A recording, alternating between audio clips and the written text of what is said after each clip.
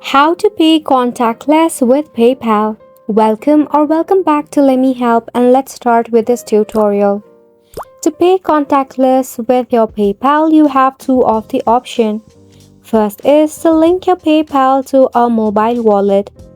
For this, you can connect with your GPay, Apple Pay, or Samsung Pay. Once linked, you can use your phone to tap and pay at contactless terminals that accept those mobile wallets. Second is to use a contactless debit or credit card that is linked to your PayPal.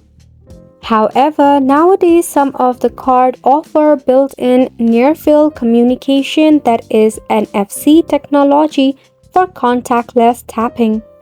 To enable it, open up your phone setting. Then you need to tap on Network and Internet and navigate to the option of NFC. If not, head back to the main menu, tap on the search icon and type in for NFC.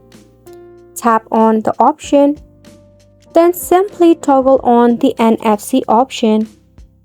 By doing so, you'll be able to exchange between devices in close proximity without any contact.